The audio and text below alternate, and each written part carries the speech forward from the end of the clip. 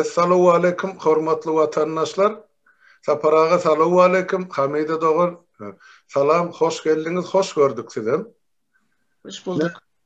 Bugünkü gepleşigimiz Saparaga esasan şu Hamide Doğur'umuz näme diýär, näme arzu hyýallary bar, näme aýtjak, goýjak zady bar, bizim dinläli, onuň kaptalynyň bilen goşulşy berer.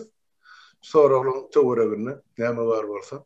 Bor, halburat, o iyileşler bile talamlaşayın, benim iyileşler. Salamu aleyküm Hamide, salam diyeyim. Aleyküm salam. Bu ne, ikimizden sen kömekçiyim Hamide, sen yani hemen alıp var ya. Sağ olun. Sağ olun. Salam vatandaşlar, yaşlılar, Halmırada, Saparağa, salam hemmeňize. Sizi görenden öğrenşat. Vatanımızın nekey hizmetinde otuyorsunuz. En ulu hizmettir bu. Eyle beyle değildir. Köp sağ olun. Şu vakittan faydalanıp yine size sağ olsun aydayın. Vatandaşlar salam hemmeňize. Menem Könörgenç'ten şöyle Türkiye'de İzmir'de menem şu kızlarımı okatıp bilmen, şu menem kayıtacak vaktinde 60'a zaten dolarlar köterilip okatıp bilmeni, o hükümetlerden pul salıp bilmedik biz yani pensiyonlu fonda tölegin yok eken deydi menem inanıp pensiyonlu fonda pensiyon ememi toplayacak der sizin hükümetinize men inanıp bilmeyen deydim.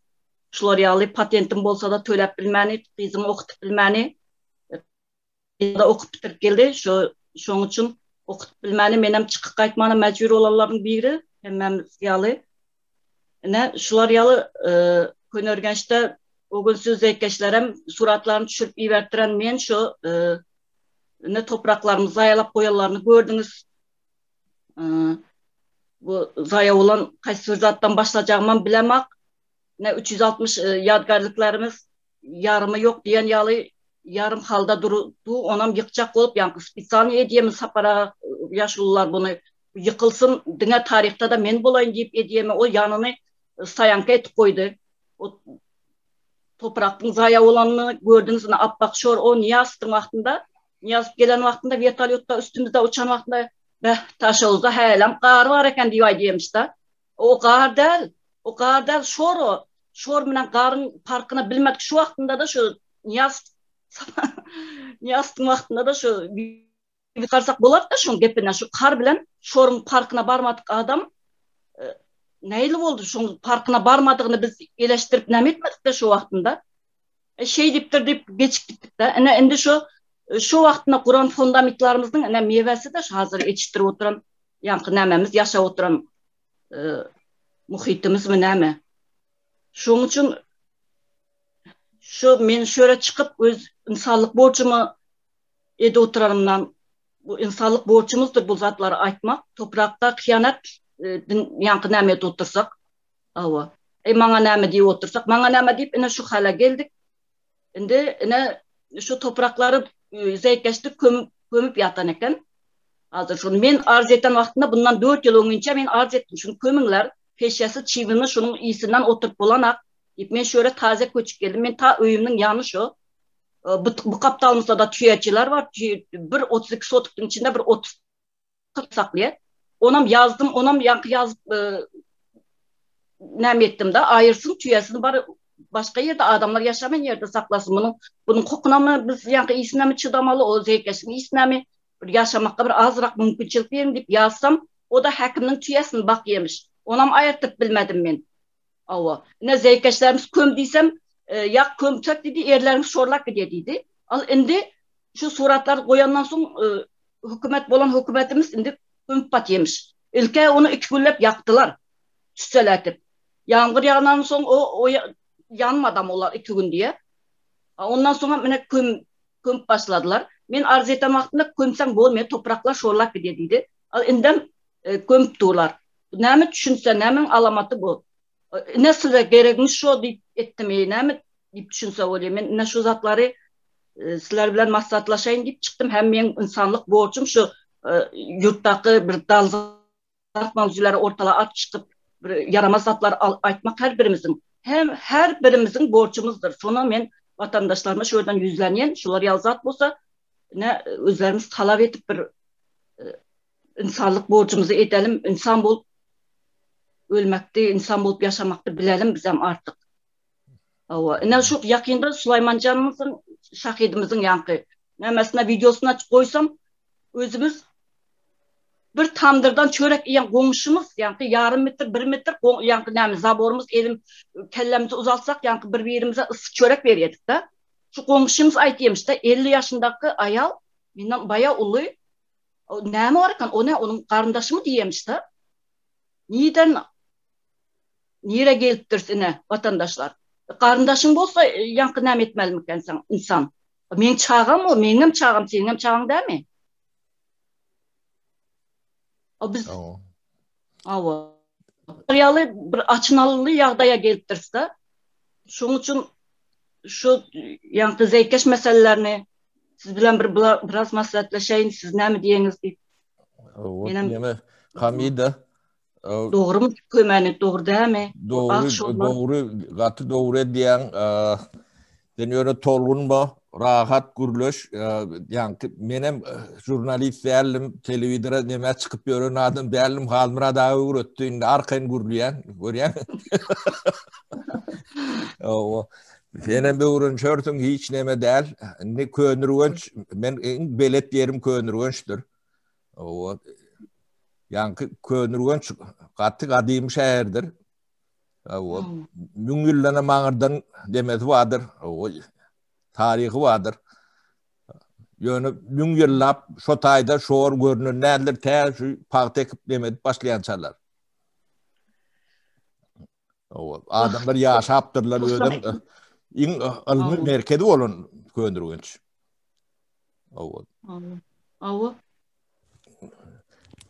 Yani ne 20. asırda şotayda adam yaşaryalık edilen nokta. Onun esasın emeti şoğur. Şu yağdayı hükümet bulan hükümetimiz şu görmüyor mu yine bizim öyle dün erkek doğanım var o yanda Umar deyip şunun gelip yani Obasovet'ten yine çağır demiş de. O önkü çağırtırıp mamamı onda da bulanın yankı nemesine optanla mı hemen yiyin kalyanda eceme telefon ediyor. Sen Umar gerek olsa var. Nem eceme ediyor. Sebebi o 70 yaşından geçen bir zat olsa kaldırıp bilmiyor. O deden bak o diyor, kesel bak o diyor biliyorlar. Şu kıynalıştan ölsün diye de biliyor musun? O sen kerek adamın özüne öyüne var. Şu Obasovet'te bir adım yer telefonu yok olsa sende. Ya sonra var şu telefonun var az knigalarda yazılıyordur. Şu öyün nemesi. Yok olsa sen varsan bir adım yer Omar gerek olsa. Şu ecemi ölsün deyip ederler de. Bu ecesi ölsün bu ağzını yapsın diye de. Mahsus şey yapılıyor da. Yaşlılar arıyor. Omar gerek bize gelsin bize çağırıyor. Şu zeykeşlerin suratını düşürelim. Ne mi? Bunlara toprak zat, bunlar iyi bir adamçılıktan ne nişan bolsa bilip böyle bir 5 kolyalı fakt zat da o toprağınıza yolup batıyor. Hiç olmazsa sen şunu. Yaxşı sen yer astından çıkan baylıkları, zatları yaxşı sen hiç kimden açıp soramak koy. O sen kızıklanmak koy. Sen öz yaşa oturan toprağına biz kızıklar. Şorlap batıyor. Şunu biri çüp koyverttir yaxşı. Şunun anı çatıp şoylar yala anı çatan insan barlığına sen şükür et. Bu neyle adamlar olup gitti? O Süleymancan'ın oğlunu, karındaşım o nem çıkıp yiyin kalyemiş de men çıkıp videonu çıkıp nem etsem. Hamida yine bizim yani devlet yerli hükümetin devletin nemesi vekiliyle şolarda bir katı bir yanlış düşünce ornaşıptır da. Ol bilmedim kanuna var mı ya sünkünde var mı ya yürüğünde var mı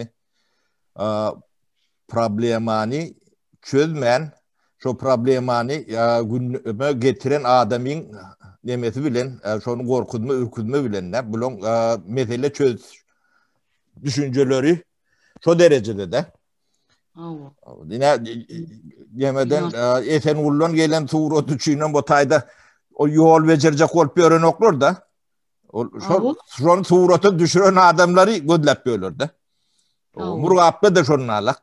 O yankı halaştanım hataptanım geldi. O tayda da şolur yalak. Çerjogdan elen o nemen düdötçök koran okur da. Yon düdötçök bolayanlarına da yanlış ediyorlar. Yankı o deykeşi gömtün önkütünü beter ediyor. Şu meydanlarda ne emekliyor? Parti ekliyendir. Partide hatır veriyenlerdir şeyler mi? Yok. Hasıl ver boyam ösmeye önktiyalı vay bu.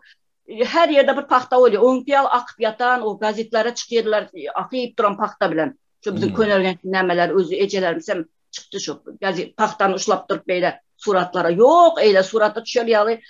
Neme de yok. O yalandan düşürüyalı. Yalandan sahne etmedim için pakta yok bizde. Başka yerler bilmeniyor ne? Sahne oynamak için yankı yok. Onu her yerden terenin üstüne asıp çıkaymasalar şular yalı. Birinciden yankı deykeş diyen zat bir yerine takasında bir yerine gömtün ya da hapa döktün demesen giden sistemani onu birleşen demeleri hem mecesini taklıyor da. Ödönün akıp te neme kollektif duruşma çenli gitmeli. Onların targamça uyuyor da. Yani Oktyabrsk'in köydürüncün Aktepen Yılanlığın hem mecesinin demesi şu kollektif duruşma akyandır. Deykeşliğin hem mecesi. Yok oradan Özyostan'dan elyendir. Ödöklerim şon atya. İnni şu köl yapacak deyip o deykeşen eylak füjröndürler. Onun yankı o deyke yeme küçük kollektörlerim elimden arasalap durmalılar. Ava yok. Musur tökmene yer olsa o. Musuru şöyle töküyorlar. Ava. Yapa. Ben ne çekecek özüm yankı neme yaptanım geçeste şurada yapan var. Bu tarafımızda yap var. Geçip var yakın şu Mulik'in suyunu döküp duran yaşlıları gördüm de. Şöyle durup yankı uçtukta doğrusunu aytmalı da şimdi ne mi diyeyim şimdi bir medeniyetten kalmaktır uçtuk.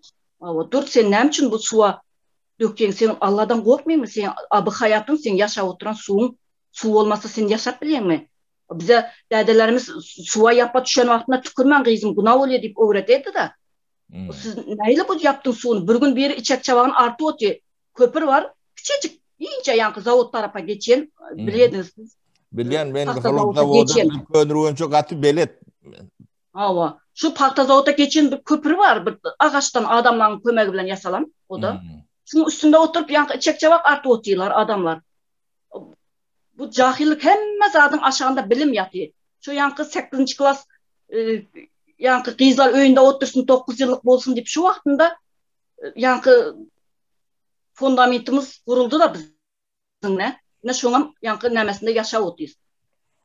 Ne şu adamlar şu güne şeyle ende şu meyvesini yiyenden sonra meyvesini görüp oturandan sonra şunaymalı sen o kimin o karındaşımı Süleyman'da aytıp çıkarıyal deyip ahir biz büyük bir aile değil mi? Bir vatan diyen zat, devlet diyen zat bir büyük maşgala değil mi? Ben anlamadım ne? Ben şuradan sesleneyin videomuzu göreyen olsa o yankı Cümegül diyen komşuma. O 14 yaşlı çağa senin çağın değil mi? Benim çağım şu. Allah. Yiden nire bu körlüğün bu derecede olmasa biz hem şu havadan nefes aldık. Biz hem şu bilimi aldık. Ağlap, böküp ağladık. Hasta olup, neçe gün yatıp yüreğimden tutup şundan beri yüreğimin ağrısı köpeldi. Bulanışım ben bulanım.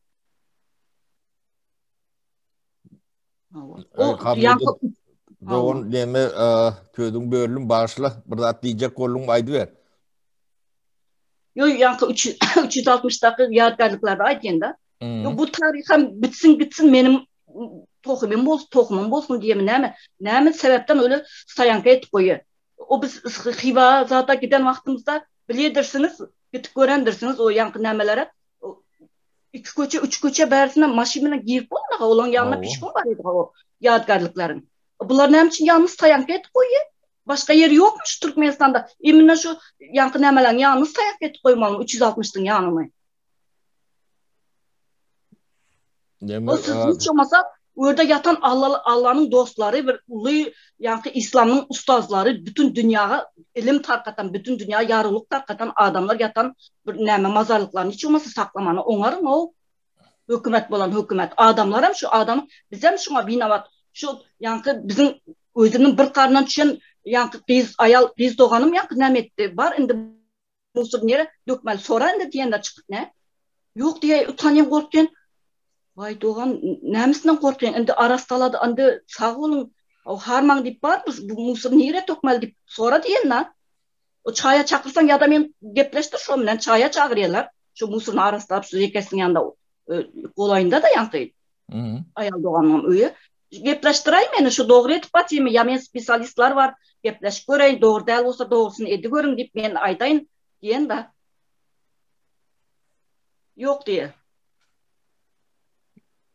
Näme algısı var bu hükümetin bu halktan da sen al baylığınam al başka zatınam al hemme zat senik olsun yöne sen hiç olmasa yolu açmana kurban etiyor yolu aç İslam gitip Özbekistan näme etdi?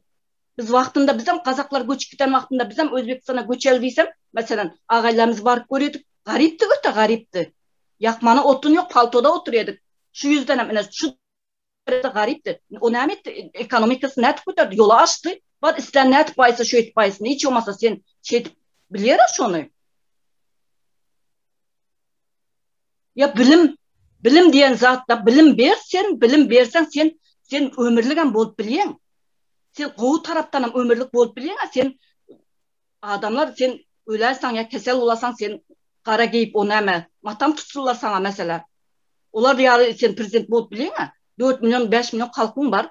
Koyun yağlı nire süresen gidiyen halkın var mesela. O süre o 9 yıllık edençe sen 10 yıllık hazır 12 yıl oldu. 12 yıl 15 yıl yetse de hazır biliminde adamlar hiç öğrenip bilecek da sen mesela mecburen 5 yıl üniversitede mi okutsun? Etmedi mi sen baylığın kurbun mesela? O sen şu kovluk, ezgülük edersen seni şu men astafka çıkacak ya da men binlenecek artık dese de adamlar sana yatıp yapışar ya halkı. Olar yazat. Bilimi en açnarlı yeri şu bilimsizlikten, bilim hem mesat bilimsizlikte bar takalıyene. Oğlu mu karındaşı mı diyen. Men lal oldum o gep bir zat aytmana näme yok. Söz yok. Karındaşımı oğlumu näme ona çıkıyor. Hamida nemeden könürüçtü. Hamida men bir gicecek toğra vereyin könürüçtü. Nähilek oku nemeler var? Teknikumlar var mı ya da uçuşlar var mı? Näme oku nemesinde näme var? Hiç saat yok. Sptu diyen zat vardı Sayız'ın vaktında. Odam yatırdı. O özök mektep yaptın yaxşı. O Orus mektep yaptın. O sen nabarot men şu vaktında yazdım. Özök mektep näme üçün yapayın sen? Sen Rus mektep näme üçün yapayın? Til bilmedik. Bizim tilimizi yoğatan adam öldürenle den deyip men yazdım vaktında kat yazdım. Şonda näme şu katım izine durmadım. Adamlar senin yanında birçe mendim. Şu izimde adam duran bir 20 adam tapmadım ne? Şunda atvet geldi bana sen dedi yankı halk maslahatında yankı görecek sen arzını ya da maksatnamamızda yok dedim bir zat deyip geldim. Bir abzas ak kağızda değil yeşil atletle yal bir kağızda geldi. Katı kağızda geldi yankı atveti konvertin içinde. Sonundan men onu maksat hani indi maksatnamamı mı girdin indi halk maslahatına mı näme edecek deyip aydan desem yanımda adam yok dedim. Yok hiç kim hiç muhallimlere bana bir arıza yazsan davay şu an bir näme edeli desem mesela öz okutan muhallimlerim iki elini kaldırdı. Şu vaxtlarım. Yok hiç sat ne üniversitet ne teknikum hiç sat yok.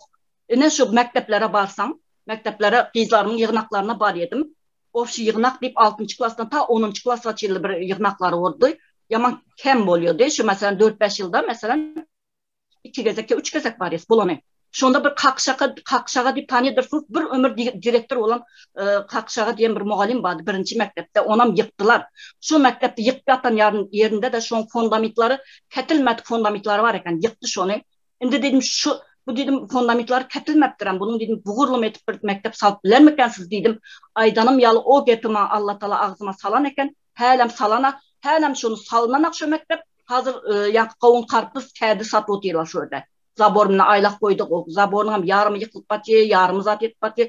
Ulu yankı sentr şu bu kısım köçemizde hazır Diyarbakır atası. Şu en sentr yani hakimliklerin köçesi şu. Sentr yerinde. Şu mektepte yıktı, şu da kaldı. 7-8 yıl oldu yıkanma. Bir mektep bilen 30 yılda bir emigrasyonu salındı. Yalan olsa ne komentariyada şu yankı nelerem yazasın. Hükümet işgərləri mi ya halkımız mı yazasın. Bir gepim yalan olsa pожалуйста yazın. Ava. Yine şu yankı yığınaklara baranda da var ha. Şu yeşil 3-4 türlü yeşil bir zatlar koyuyor. Ne bular ya koyu yeşil var, açık yeşil var. Ne orta yeşil bundan giysin. Bular ya yeşil olmasın. Yeşil koyunak giye tamam milli giyim bolsun hemme de var. Orada da Nems'te de hemme de milli giyim var giysin. Yöne yeşilin bir sveti olmalı. Saçlar, kızların saçı bitrek geliyor, boyanıp geliyor. Oğlanlar yankı hemen saçını kestirmeye biraz uzaltıyor. Yarım sant olmayalmış. Özünün saçını aldırıp kaçacağım muhalim. Benim saçım yalı olsun deyip görsetiyor. Şettip yarım saat, bir saat yığınak geçti. Dünya şu yankı bilim barada absolutna harp yok. Bilim barada. Dünya yankı telefon oğurlap geliyorlar. Ava. Geç geliyorlar. Nem için geç geldin deysen öyünde açar yokmuş. Öyündeki yaşlılar çıkıp kayıttırmış. Olam çıkıp kayıttı. Ava biri geç geliyormuş. Hadise okulak kalıptırın. Şular yalı yankı temizliklerini halkın enatanın yani okuçuların yankı nemesini halkınki yok. Şettip gepla otu. Olsun dedi al men geplap boldum çıkıp gepleyeceğiniz olsa enatalar sizlere de vakt veriyoruz deyip nem etti. Sonunda ben çıkıp gepledim. Ne diyeyim kalkışağa yarım saattir elinizi çomaltıp dedim okuçuların enatanın temizliği oyunca geplediniz. Mena mugallimlerin temizliği oyunca bir gepleyin bir gaz gep deyip sağ olun gep bolansın gepledim. Şurada ne dedim yarım saatten bir bilim barada bir geplemediniz dedim. Men bir kızım Türk mektepte okudu da Türk mektebinde okudu. Anglis dilisi kovu, Rus dilisi kovu, matematika hemme zat kovu. Men bu ikinci kızım sizde okuyor dedim. İkisinden 5'likçi dedim bir 4'tem yok. 5 alıp geliyor. Yöne dedim men kızım Rusça bilmiyor, Anglis dili bilmiyor dedim. Matematikadan bilmiyor sizdeki okuyan dedim. Nem için farkı nemede dedim da. Siz nem için okutmuyorsunuz Türkler gelip bizim çağlamız oğlap okutmalı. Ona değil siz dolar veriyorsunuz olsun çağlanızı diye. Yine cevapa seyredin de bir ömür direktör olan adamın cevabına yani bu ne manyanız çekenler. Şunda diye ki siz diye dolar veriyorsunuz da diye. Onun için diye ona okut deyip etibar köp veriyorsunuz diye. Ya bu ne manyanız köp veriyorsunuz diye o Türk'teki çağınıza diye. İyi bir çağa en hatta şu çağının geleceği için şu pulu neme eder mi? Etmiyor mu? Ne etmeyen mesela? O siz diye şunun için dolar veriyorsunuz köp okutuyorsunuz falan diye. Bize de dolar vereniz de okutardık diyen yalı bir hep ayttık ama ne? O ben ayttım siz dedim şu telefon oğurlap gelse, telefon oğurlap gelen gepinize bir zat aytayın dedim. Şunun telefon oğurlap gelse, oğurlap yemek berde dursun. Ben sana bir Moskvadan o telefon getirdim kızım. Ya oğlum diyse alıp bitay diysem yok men vaktim yok. Diğer yalı okucu terbiyelemezsiniz bir dedim. Saçı bitlek gelse dedim. Köçerin tozanını biliyorsunuz mu? 2 dedim. Şu dedim saçın kuğrançeli saçın teze duruyor dedim. Aynen önünde vaktinde dedim. Boldu dedim. Başka vakt dedim. Yok yani tozan üstünden kuyuptu. Al bitin üstünden şu dedim. Osman dedim. Giyecek alıp gelin. Hemen zatına atlet tavuk verdim yankının. Osman bir vaktla oturdu dağın yankı. Bular yalam ene tavareken bir özü şappat taktı yankın hemen. Alkışladı. Bular yalam ene tavareken ben beğendim deyip. Sağ olsun yaşayan bolsa. Ne şular yalı bilim barada hiç yığınaklarda da bir ağız yani kelime bolmuyor. Dine şu forma, tertip bilim verseniz dedim, bilim verseniz. Şu yankı, bilim verse boyanıp geliyor zat. Avtomatik forması zaten avtomatik yankı yağdayda gelir. Bilimli adam ne mi giymelisini, ne mi boyamalısını, ne mi gezmelisini özü biliyor. Hem zat bilimde. Doğrudan mı sapara? Doğru. Demek Hamida, demek köydürgünç etrafından neçe min adam var? 150 min adam yaşayandır köydürgünç etrafında. Yani kalkodlar dağıtlar bilen alandı. Vardır oğlum. 150 min, 200 min köydürgünde adam olmalı mı kanyan? Yanlış mı adam? Ha. Onu toşne bir zat deyip bilmen o. Bizim devlette statistika deyilen de halka yetirilen okta. Ben yönüm çen bilen aydiyan 30 yıl bundan önkü sifirler bu at geçerlilerdir. Awa. Yankı ne şonça millet o Könürgeç ulu şehir olup duran. Demede gördüm ben. On gide kalkodları var, nemeleri var. Şonça millet okudu, hünersiz. Adam hüner almalı. O hüner almasa diyadip eknem etmeli. Bir dat öndürmeli, yaratmalı, döretmeli. Onun yankı şurada hiç tadı okumadık adamlar. Son hakim emmodyarlar da. Onun şu hakim cahil. Yani cahillik kemmeyerini kurşav alıptır da. Şu nemesi kıskacının içinde cahilliğin. Şu cahil ne kallektörün ne becermeliğini bilen onun üstünü koymaya. Bilmeyen şunu ya ne size gerek şu deyip gideyim ya da şular yalı bilemezdi belki. O Könürgeç'te yetişen adam olsa onu nereden bilsin o? Okudulun yeri yok. Fandatları yok. Hepiniz öldüm. Başlan sapara. Şu Diyarbakır köçede Darya yalı olup gider ha. Şoň menen çeken vadavoz suları bilen bizim şu Diyarbakır köçedeki yağıştın kalçık sularını yerden çekiyedi. Şunu barıp bir gün kıygıştım men barıp. Şunu görmeye mi ulular, yaşlılar? Nide? Mollalarımız nide? Hakim nide? Şunu sen nem için dedi yolkalara su koyuyorsa diye o yani Kalin köçede Gürgen Çayalı köçe oldu hazır. Şu köçede yolka yak koydu şu yolun ortası. Şuna diye su koyan içi yuluyormuş yankının. Al bunu nem diyesiniz. Ya o böyle yankı bulun hem de neme yani fasad üçün işleyerlerdi. Sen vicdanın özünün şu yerden su çekiyorsun. Men su yok bizde dip can etsem su bana getiriyor olsun mesela. Vicdanın neydi seninle? Men mesela şu işi etmezdim da. Yine şu bazarda men 2 magazinim vardı. Elimi kangırıp alıp gidip o prestupnikler tutuyor ya. Bir yankı nemeler, kaçaklar falan. Şular yalın elimi kangırıp alıp gidip men 2 magazin yıktılar ne? Ya şu ardı edelim, şikayet edelim için.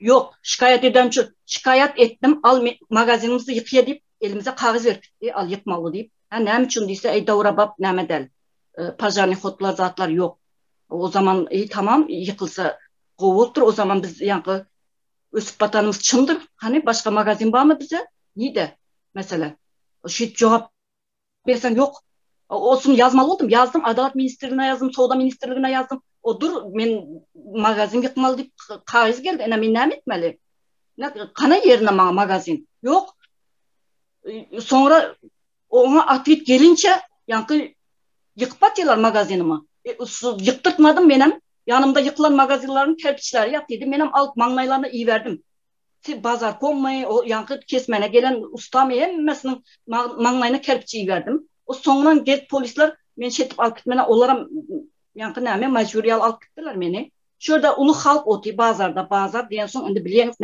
ne gırlım adam bazı gün gözünüze getirin bir adam şu vaxtında da şu telefonlar var elimizdeki o kameralı telefonlar bundan 7-8 yıl önce da o sen şunu bir koy bu ayalı adam näçe etkideyin ya da bir telefona düşürüp ya bir dur hav deyip ne hiç kim halk men şu halk bir zat deyip bolmaya halka Allah hemmemizin kalp gözlerimiz tutarsın zat korku olaram düşünyen yöne men bolsam eyle etmezdim bir yerini şey alıp batsa mesela ya surata düşürürdüm ya kamera düşürürdüm ya çıkardım önüne ne şular yal etmedi men şu olsun alıp gittiler şettirmem yıktılar magazinimi ne magazin berdi ne sen çağa ekleyen sen bu çörek kazan oturan yerinde yok bir illa bir insan näme etmedi eğer başka ne bileyim näme diýmene zat kan ne şekilde magazin yıktılar. Sonra da yazdım endi. Men magazin şet yıktılar, basmaçılık ettiler. Basmaçılardan biz qoramakның yerine meni şettirip basmaçılık ettiler. Men endi arzum näme etmeli, nire näme etmeli, kazanmalı ekmek nanımı deyip şet näme etsem yazsam. Sizin arzunuzu yerli hakim çözsün deyip bana atlet geliyor, biliyorsunuz mu?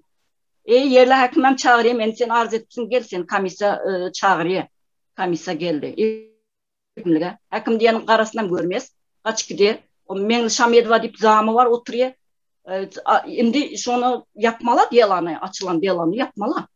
Şettirip Hem arzını dağdan aydın da bular yalı bulara nemçüsüz magazin kurup vermeyiniz bizden yarım pulunu alın ya da sonra biraz yankı nemi deli hemmesini verip bileler hemmesini nemesi hani bir taze bazar açın bunun içine 500 adamdan köp sığmıyor 2000'e kolay adam bazanın başında köçelerde produktu makaron sakron sat potiler o bir yapık yerde satılmayan makaron diyen zatlar produktular üstünden hem kum koyuptu.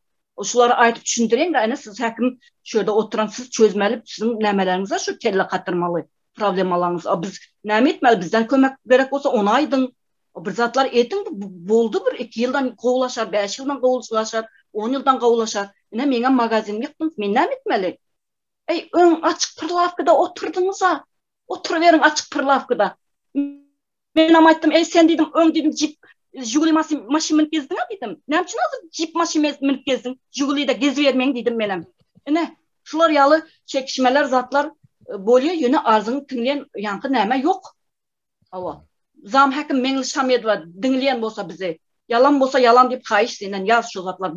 Bolmadık olsa bolmadı deyip yaz. Ne bizim arızalam şey deyip yapıldı. Ne sen ön oturdun açık pırlakıda. Oturuver diye. Benim perde satayım. Perde akmata üstünden tozan kum kuyuptu. Çegedemler, toprak, orpan. Şeydir, adamların öyü var şöyle, o palçıklı nemeler şu adamların öyü. Suratlarını nem ettim, ben düşürttürdüm şunu. Yani asman elinizde olsa taşlan, hükümet. Yani şu öylerim ayda götürüyor, yani kaldırıyor arendasını. Vay çıkmasan var. Başka bir yer gelecek. Davay üstüne koş deyip dururlar. Şeytriyip zordan oңuştuk, zordan yankınememizdi ekledik çağalarımız. Eklep bilmedik, ekledik bularımızda oturadık şu anda. Yine hükümetin işine arlaştı ne var, yine plan ediptir, vay çıkıptır. Adamlar görden seslenen bir gözünü açsın, bir adam yalıp yaşan vicdanınıza az çık olsa da ne? Bir toprağınıza etibar verin. Ona şorlap batan topraklar zaya. Bizim şunun üstünde hakkımız var. Toprağın hakkı var bizim üstümüzde. Ben şu öğren şahat şöyle çıkıp biraz olsa da vicdanımı pakladık olsam da şu toprağıma binaldığımı bildirdik olsam. Siz ulu savap iş edi o deniz 2 yaş oldu. Ben size ayden bilip bilmeden belki bilmeyendirsiniz. Edi oturan işiniz birdiniz. Başkalar için dine bir sohbet bolup biler. Yöne bir ulu bir mektep sizin edi oturan işiniz. Ne şu zatları men prosta şok yatsamam şu yankı karındaşım kan diyen gep bilen duruyen yat uyusamam şu gep kalksamam otursamam şu gep. Men şok oldum şu komşum Cimagül sen dinleyen olsan beni. Men çağacığım ol. Men kan ağladım. Men sondan son kesel oldum. Yani ne şular yalı yankı yerli hakimem şey çözdü. Ön oturdunuz ha. Ön kadimde yankı pırlafkalarda otur soğuk edip dursa o ettik doğru. Şimdi son şu akmatalara doğru gelen akta şu hava nemeler, produktlara da makrolların yusan bir kısım çege çıkıyor içinden. Yani gürçlerini falan yıkap nem edersen. Ne şular yağdayımız yani şu derecede ettikten sonra köp adamlarını dinaldıran yeri gözü açılmıyor da. O hiç kim bultu zatlar görmek için ulu bilim gerekler de ben şunu dinaldıran yeri şu da. Ulu bilim gerekler. Hem mesela şunun vicdanla alakalı ne? Vicdanın katlı süslüğü şu. Şu çağa da kıynalt bilmeyen olsam. Ya da şu toprakın yankı qarı bilen şoru acıratıp bilmez yalı yani yas yalı. Be daşı olsa qar varmış diyemiş de. Hamida bir sözü geçti basmaçı alak gelirler diyen de basmaçı yankı bu nemedir klişedir. Basmaçı değilyen adamlar kan okup vatan uğran adamlardır. O ne Cüneyt Khan vardır ne könüde kan edendir Cüneyt Khan'ın dökörlerim koşum demesem basmaçı demek o bizim ağımıza sigdirilen bir erbet zat diyalak.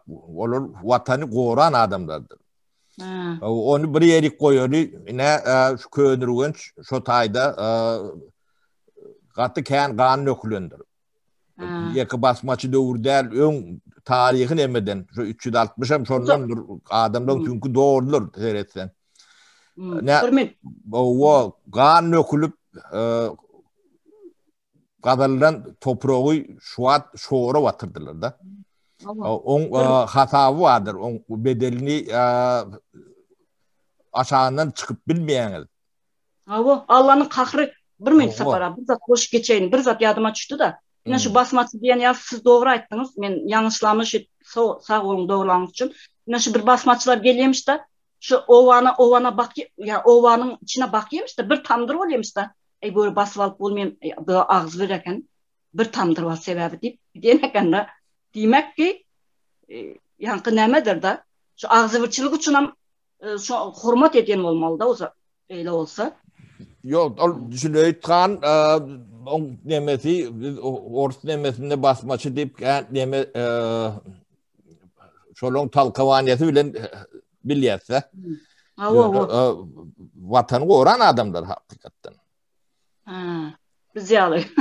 Biz de özümüzce hakikaten bir de düşman bir de dakılmayan at yok ha. Ol bir onun adamlar näme işlep çörüye otayda Davut fabrik bir öndürülen rahat adamlar güymün bile 150 min 200 min diýilen zat gaty ulur şäher ol. Men jogap bereyim gepinize. İsat hemme zat dışarıdan geliyor. Peçine, vafli diyen zatlar İran'dan yankı nämelerimize çelli. Kıyar alman zatlarımıza çelli. Dışarıdan geliyor. Şoň üçin iýmene ýagdaý yok. Şoň üçin men şu bir günse köçede daşında oturan yankı daykanlar bolýar, zat bolýar. Daşında oturuyor. Ondan hem çek pul alýarlar ýerde oturan üçün. Şonu yankı gelirlere ştraf salyp patpraznik yankı Noygotdan sel öňünçedi. Özü diye 500 manat diye de yankı kaynanamızdan alıp aylantırız. Ona da 2 milyon diye manat diye ştraf salıp köçenin uğrunda oturayım git diye de. Yine pazarın içinde de yer yok aslında. Yine şunu çözeyen hükümet bolsa. Şetip ağlap gelipdir siz diye bize kömek edin etip bileniz mi? Edeyin deyip hakimlige bardık. 6. gün rayatlar kabul eden günü de. Ama şonda ayttım da hakime seni ilk defa birinci gördüğün sen dedim biz ariza yazan vaktlarımı seni hiç görmedim sen kaçıp kabinetin içinde kulpla oturuyordun ben biliyordum dedim. Yine dedim ne şu gelirler şular yalı dışarıda oturan şu ştraf salıptır dedim ben gepinde bölütte dur doğan dedi. Yankı näme var dedi. Düzgün diyen zat var köçede näme satmak olmuyor deyip başladı yankı yılanın kuyruğunu bastı. Ben ama ayttım benim şu için gelipdin dedim. Kaçan biz köçede oturup biz bir yapık yerlerde produkt satılmalı yerlerde satıyoruz. Kaçan bay devletlerine neçençi orunda deyip dedim. Yankı näme diýes dedim. Aýdys ýöne dedim biz hiç sat gören bizden halk garyp dedim. Bu derecede garyp dedim. Oson dur aydan gepine jogap berip bilýärmi deyip men ýene gepem böldü. Oson men aýtdym garyp deyip 3 gezek yankı gaty sesinden gıýgırdım. Garyp halkymız. Bileğin sen dedim bizim halkımız dine çörek menen acıga yiye dedim. Acıga diyen zat nämekenini bileň mi? Pomidordan kaynat yerler dedim. Sen bilmeýärsin dedim. Seversen dedim. Hakim dedim. Bilmem bu mümkin dedim. Şular yalı yankı nämeler köp yaşadım men köp çektim. Hükümetin yankı nämesinden. Hamid ne o yerlerine kalkozlar var hatta yok kalkozlar. Diye paktekken olmalı başka da deken yokturlar da. Şalı da ektirmeyeler. Şular da yankı hiç gününü görüp bilmezler. Ya ittin göşünü ip başlaptır deyip. Bana şular yalılar. Yankı şahara yakın oturarlar. Dine soğuda. Kitaya gitiyediler, getiriyediler. Indi net yankı kargo zatlarından emelep duran bular. Emelep duran derdir de özümüzün öydümüzdekiler hem şu kargo bilen zakaz ettiler. Telefonda iyi veriyorlar. Indi bir şok aldı onam kesasılar. Bıratala. Yok sapara devlet diyen zat o da bir ferez ettin bir öýdür deyip men özüm oýly. Indi meň pikirim bu. Şu öýüňden kapydan çykyp girmesen nädip kazanyp kaynasyn ne? No. Ben şonu düşünjek bolýanlar adamlar birdat öňürmese o niýden bir başga ýerden harit getireňde de satyn almak üçin bir gazanan puluň bolmaly. Ya çalışar ýalyk malyň bolmaly, birdat öňürmeli tenem. O hemme kişi satym alym satym edip berse bir birdat öňürmeliler. Şu öndüreller hem yankı Yani kolhoz erteki nemeler biraz şu pahtası olaram karza batı hazır yağday katı kıyın. Yo paxtany deme ondan pul kazanmany ýadyndan çykarın, ondan pul kazanıp bolýan nädir? Yok Yalandır. kazanma. O yankı hasıllığın peselendir. Ola hasan berbede diýendir. Ýöne hasıl berip duran yerim bolsa paxtadan ağdınız yağdıracak manasy ýokdur. Yanında tavuk bakıyor, mal bakıyor. Şu bilen yankı ölmez avukat yankı bolanı ertek bugün iyiyse ertekini kaygıtmene de yankı näme kal şular yalı ýagdaýda. Erteri kaygıtme bugün var şükür et oturýarlar. Awa. Bir tavuk bakışen bolýarlar, malyny sütüni alýan bolýarlar. Onun biri ölüp kalasa izinden özleri ölýärler. Sebep yok. Malym öldü dep kıynalyp dawlyňas kalıp ölüp duralaram köp, özüni asallaram köp. Aydıl nämetdi emmesem ortada açık yüzünün maskası düştü bu hükümet yani. Menem bu derecededir deyip oylamayadım. Men şu näme yazayım? Näme arz ettim men? Şu hükümet bağıdır deyip arz ettim. Yoksa arz et vaxtına näme etmeni bilerdim şonu anımız eten olanda. Men şu hükümet bağıdır deyip arz ettim. Yok eken ne gördük indi görüp otysa indi analiz mi netice gelmeli yerimiz geldi. Yani bu açı yankı nämelen meyvesini yiyotysa ene. Şoň üçin ýene şu nesil näme etmek üçin bir hazır bir zat et. Hiç bir kıyın zat ýok, böyle ulu bir bilemem gerekden mesela şu ağzı birleşikçilik bolsa da şonu bara yavaş näme etjek bolupdys ne? Hamide ilk bilek problemany orta çıkarmaly. Probleman nämelerdigini bilmek gerek. Onu bilmeýän bejerip bolanok. O doktor yankı kezelin nämedigini diagnozyny goýman onu beceri verse, onu yanlış becerip adamını öldürmeyi mümkün. Bizim çok için kemçiliklerimizi bilmeli. Nämede, nireden. Yok, endime bundan artık yok. Köönürgönç, sizin köçelöňüňizi gördük de.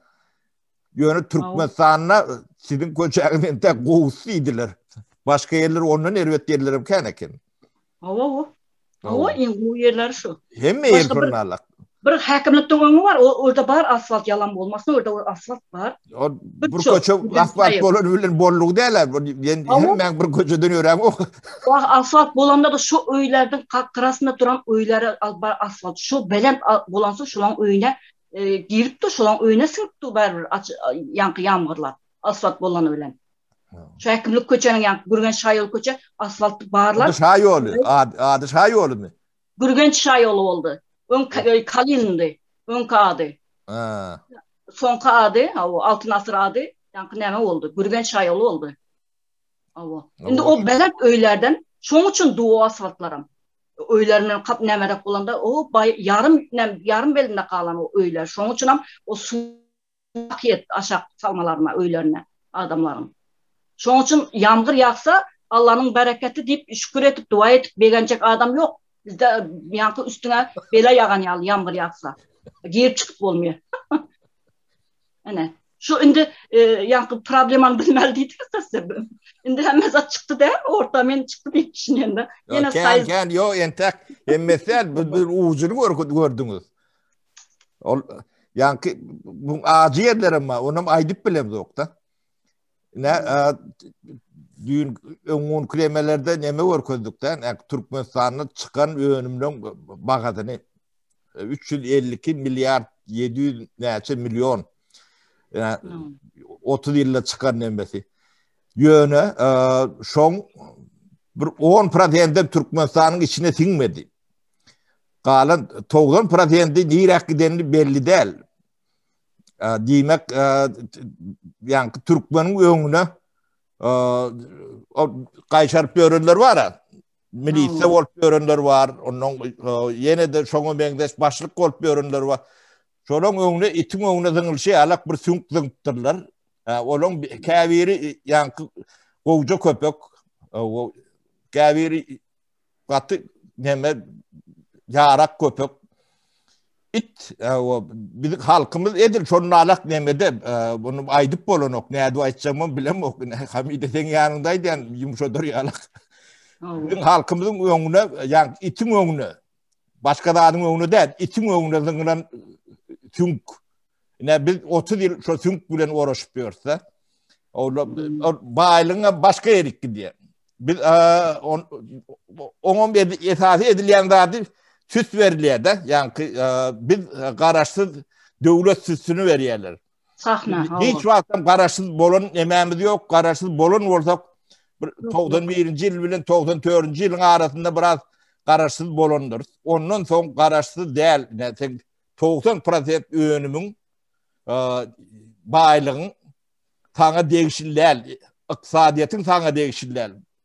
Onun şolary alak bolundu sen neyle kararsız olup bilen? Hani aydıp verin bana.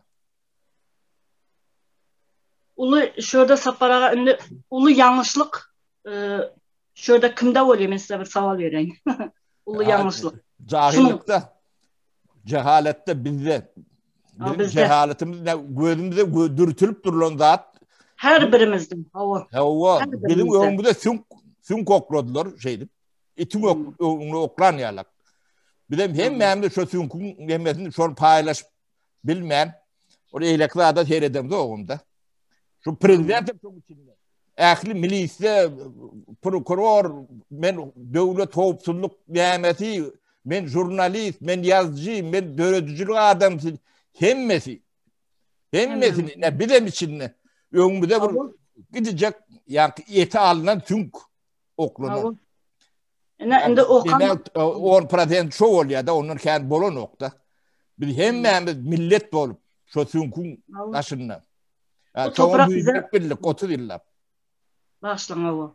Sözünüzü böldüm, sapara başlan. Bu toprak bize verilen Allah'dan amanattı. Hemmemizden her birimiz kıyanet ettik. Her birimiz. O yankı günahlarımızı yankı ne mi diyeyim bilmedim.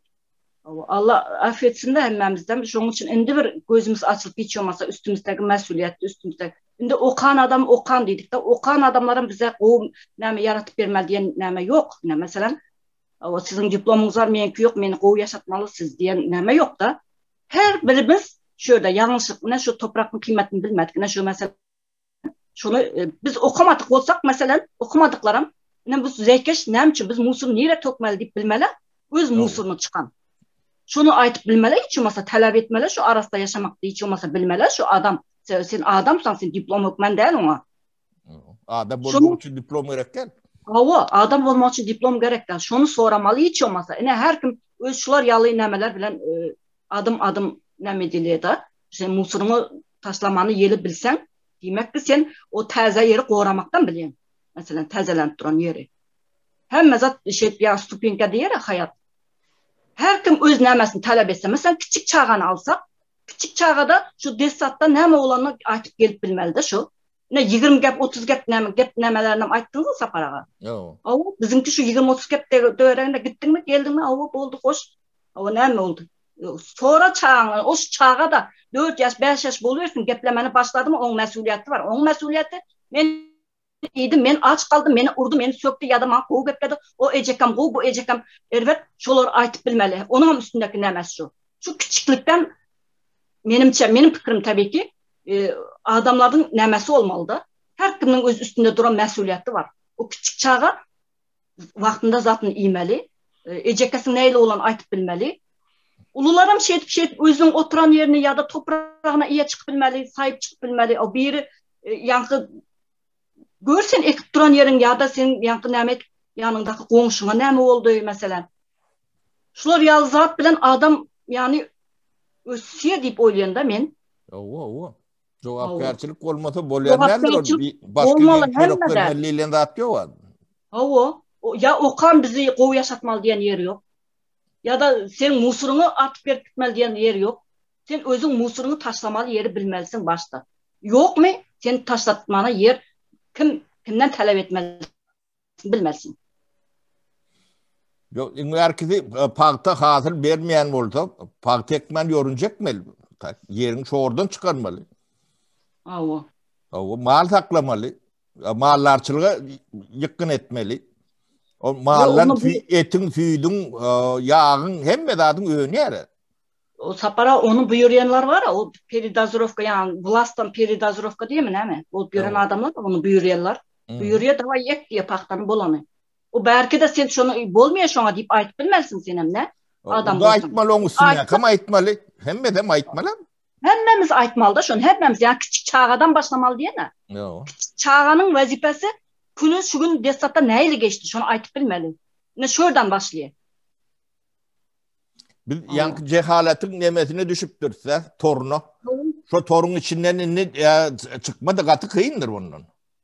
O kıyın hem elimde onun için köp vakt gider ama bu zatlar görmek için vakt gitmez deyip oylayın. Ene bizem şu havanı iskadık, bizem şu bilimi aldık. Ene gözümüz görüp otu sapara sizem başka planetadan geleniz şunu sizem gördünüz yani problem alan astar taraflarını. Şimdi adamlar görmeli deyip oylayın. Ene şu bizem şu mekteplerde okuduk da mesela şunu görüp otuyuz. Yine yankı görmedikler ne için neden gelimin onu anlamadım. Kim o yankı Süleyman onun diye alıyor da. Şu men şu gep bana katı tesir etti. Men ömürme men o dünyada da şu gepte alıp giderim deyip oylayan. O yadımdan çıkmaz deyip oylayan. Bana katı tesir etti şu gep. 14 yaşlı çağa ölüyor. Şunun için ben neçe sapar aytıp geçtim vaktinizi alıp vaktinizi halal edin. Ama doğru, Halmurad ağa da söz vereli demek. Alıp barıcı bir de söz veriyor, onu biz sözü allıktan iyine vermedik. Böyle. Ben tutardım. Kat Ullakan hıvıs bilen dinlevatına. Sağ olun. Onun sol geçen durmuş yolu Türkmenistan'ı görgüsü cebri. Yine adam olsan halal süydüm ulalın olsan yine hükümetin yine karşına çıkışı yine Hamide Doğan'ın durmuşunu geçen vakalar yine Suudnamı halal çörek halal duzip ulalın adam sol hükümete gerek değil vatandaşlar. Yine işte otursanız ana otayda zeykeş vardı çıkış ettim ulan adam olmadı.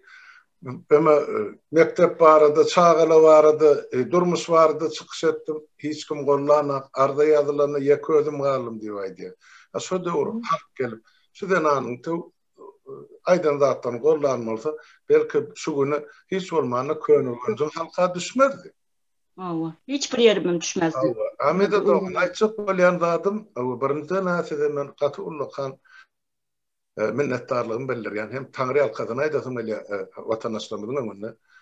Şu sen öz garajdan pozisyon için. Yine bir yerde garajdan aktivisti var değilse yine sol adam siz aktivist sözüm götürme münasip adam. Onun belki ol enen atan kanı süydü bilen geçen olmağı mümkün. Ya da adamın ilmi bilimi bilen emele gelen olmağı mümkün. Şunlar sizin yengenizdeki kitaplı tekçeleri görüp beğenen özüm içimden.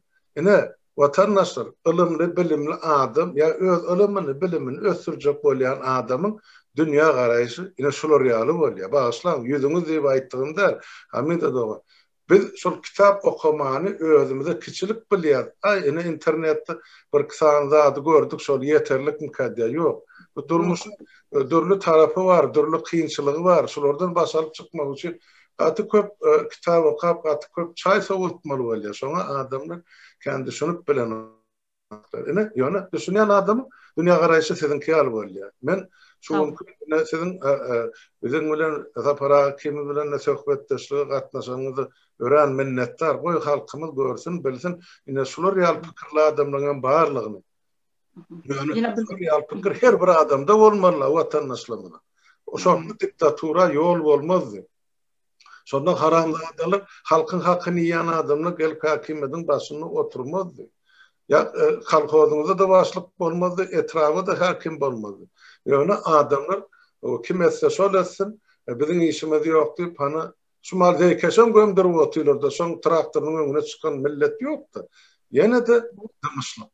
Şimdi Süleyman Nereseli mesela gelse katı doğru ayttın. Son bizim her birimizin bağlamız kimin oğlu, kimin aktığı, kimin doğunu, kimin inisi, cigisi, şular yani. Bütün Türkmenistan'ın oğlu, olduğunu en atasının oğlu. O maşgalan başına düşen bular yani ulukan ağır yetki bizim hemmemizin başımıza düştü deyip hasap ettim. Şunu doğru hasap edip çıkış ettim. Ben şu çıkışı dinledim. Damağım doğru. Sağ olun Tanrı halkası. Siz bir ene hükmünde sol çağın eceti hükmünde çıkış ettiniz. Şoňa sizin goňşuňyz düşünüp bilmeýän bolsa, onu iki dünýäden gömük adam bar. Öz çağalaryny da düşünüp bilýänler. Eger şu goňşuň çağasyny sen şu ölümine gynanyp bilmeýän bolsaň, şu çağany sen şu janayet eden adamlary başlayan bolsaň, onu nähili adam bol, men düşünüp bilemekdi. Şoň üçin diýjek bolýan zatym Taňry ýalkasyn. Size hamide dogan Allah jan size güýç kuvvat bersin.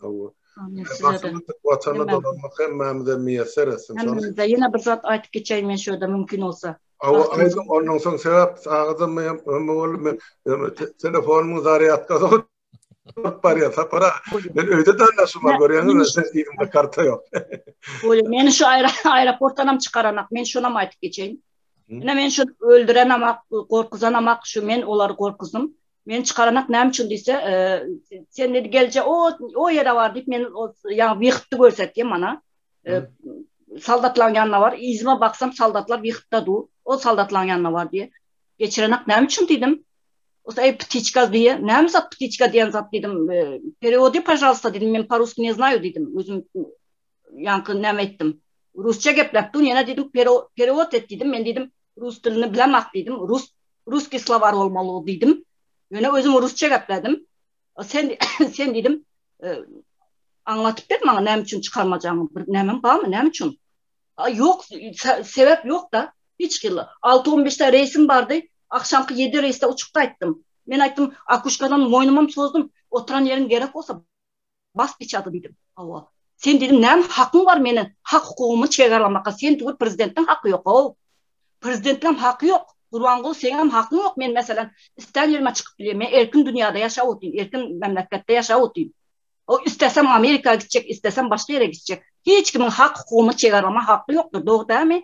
Ýaşullar näme diýeniz? Doğru. Ine geçiren ak 7:15'te de şu diýdim düzgün püzgünüňizi diýdim, astyňyzy üstüňizi astyňyza getiren diýdim. Şu prezidentden habary ýok bolsa habarly eden, habarsyz bolsa diýdim, goşup diýdim, döwerim diýdim. Ýanky şular ýaly etdirmem, akşam 7'de de uçup gaýtdym.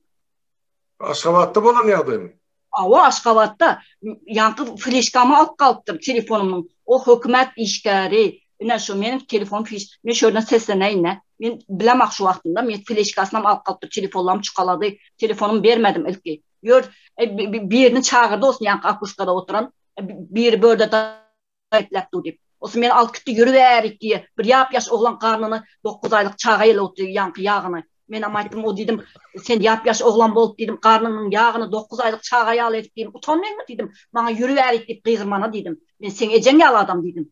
Şeýtdirem ýanky zakon azrak nämeni kanuny zaty bilmeli de. Menem şonu öwren kanuny öwrenen ýerim ýok. Ýöne bir kanımızda bar ýaly talap etmek, bir 5 kol ýaly zaten, 5 barmak ýaly bir tak zatda o ýanky näme diýmek. Ötürmemek diýmek näme diýmek? Sen geçip bilmeň, птичка diýen zat näme diýmek zat? Птичка goýduk sana geçip bilmeň. O şeýtdirip 7:15'te uçup gaýtdym. Osnam şöýerden bir zat sesleneyim men watandaşlaryma, ene men şu 45 ýaşymda diplom diýsem ýalňyşmy boljak bilmeýärim. Sertifikat zat aldım Kur'andan. Ene şu meselen Kur'an bizim konstitusiya kitabımız aslında. Yine şu yankı okudan geç kaldım diyen adamlara yankı nemede maslahat bermekçi olýan da şu kıyın däl. Hökmen şu Kur'ana katnamagan, başka bilim öğrenmegen kıyın däl eken. Men hem şu qarran soň başladım şunu vatandaşlara aytmak istedim. Aferin. Boldum. Aferin. Tebrik. 44 yaşında öğrendim de ama hazır. Şuayda 65 yaşında da gidiyordu, üniversitede giriyorlar 65 yaşında. Awa. Bolýan ekende ne şu kellem bolýar, näme çyp bolmuyor. Yalan eken şu. Her adam bolýar, siz on bolana akymy, hamit bolýar. Awa. Şunu indi başından geçiren adam aytsa belki bundan bir adam bolsa da bir näme çıkarıp bilseler. Ören. Paraga sizden aydın bir kısa onun jemläýin şunu ködep. Ben aytjakladım, bir bölüne aýtdym. Ýene soňky nemelerde Aydar şuayda gutoraýel bolmasa gaty uzady nemämiz. Awa. Hep dinleýjenim ýadatmalarla. Awa. Hamide köp sag bolun. Hamide do. Awa. Sizem sag bolun. Töhbetdeşler gelen üçin Taňry ýalkasyn toýuňyza gaýsyn. Watandaşlar Ötedem sağ olun, sağlıkta görüşelim. Inniki gepleşikleri çeli sağ oturun. Bolya sağ olun, ýyldaşlar. Sağlykda görüşelim. Görüşelim.